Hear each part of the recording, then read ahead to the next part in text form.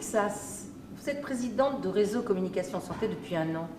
Quelques mots sur le bilan de cette année. Alors avant d'aborder la question du bilan 2013, je voudrais d'abord profiter de ce 3 janvier 2014 pour souhaiter à tous les membres de l'association RCS mes vœux de bonheur, de réussite et bien sûr de pleine santé pour cette nouvelle année. Je tiens aussi à saluer le travail remarquable qui a été fait par mes prédécesseurs et notamment par Michel Bailly. Donc cher Michel, j'espère avoir été digne de ta succession. Je voudrais également remercier le conseil d'administration et le bureau pour leur travail et leur engagement. Ça a été un vrai plaisir pour moi de vous retrouver souvent tard le soir pour travailler sur ce programme de 2013. Alors ce programme 2013 correspond parfaitement à l'objectif qui a été fixé pour RCS, c'est-à-dire d'offrir aux adhérents une parenthèse mensuelle de liberté d'expression, mais aussi d'enrichissement personnel et professionnel. Nous avons eu des sujets divers qui peuvent être centrés sur la santé et la pharma, mais qui aussi nous ont permis d'avoir des sujets connexes, nous donnant une ouverture qui est absolument nécessaire à l'exercice de notre fonction. Donc en cela, notre programme a été respecté. Si je devais prendre quelques exemples parmi les 10 intervenants qui sont venus au cours de nos rendez-vous de déjeuner ou d'afterwork, je citerai bien sûr d'abord Roselyne Bachelot, qui nous dit qu'il est parfaitement autorisé de mentir, voire recommandé de mentir dans beaucoup de situations de la vie, mais jamais en cas de crise, puisque les conséquences pourraient être dramatiques et surtout irrévocables.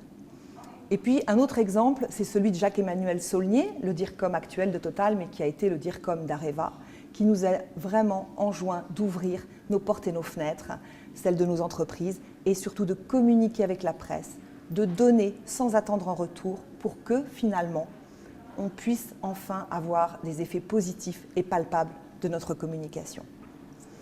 Nous avons eu parmi ces intervenants des hommes politiques et des femmes politiques, des hommes et des femmes de presse, des analystes, des hauts fonctionnaires, un sociologue, une analyste. Enfin, comment résumer cette année? C'est impossible, en fait, il faut la vivre.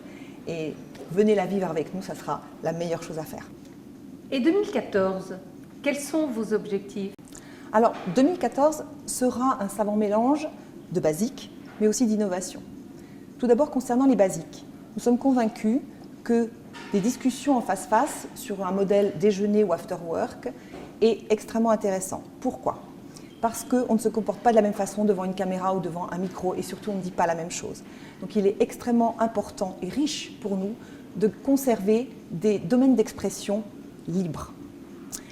Ensuite, une touche d'innovation. Vous avez déjà constaté cette année que nous avons rénové notre site Internet, que nous y avons surtout ajouté des vidéos, des mini-vidéos, donnant un échantillon de nos intervenants. Ça permet d'une part de garder une trace de ces interventions et d'autre part de pouvoir peut-être attirer de nouveaux adhérents en leur donnant envie de venir participer à ces débats.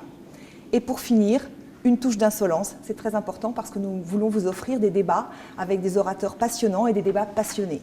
Donc dès le 22 janvier, nous allons commencer avec un débat qui va opposer d'une certaine façon le président de l'HAS avec un des journalistes du Point sur leur liste des classements des hôpitaux et des cliniques en France. Alors venez nombreux. Pour vous, quelle est la lettre de Réseau Communication Santé, le nom de notre association, que vous choisissez? Le R de réseau, le C de communication ou le S de santé? Alors bien évidemment, je garderai bien les 3 lettres, mais je vais choisir le C de communication. Parce que la communication, c'est l'essence de l'humanité, c'est ce qui distingue les hommes de tous les autres êtres vivants et c'est la communication qui tisse le lien entre les hommes. La communication, c'est aussi mon métier, un métier que j'adore, un métier qui est exigeant, qui demande de plus en plus à être professionnel. Et c'est surtout un métier qui n'a aucune limite, si ce n'est celle qu'on se fixe. Donc oui, à la communication.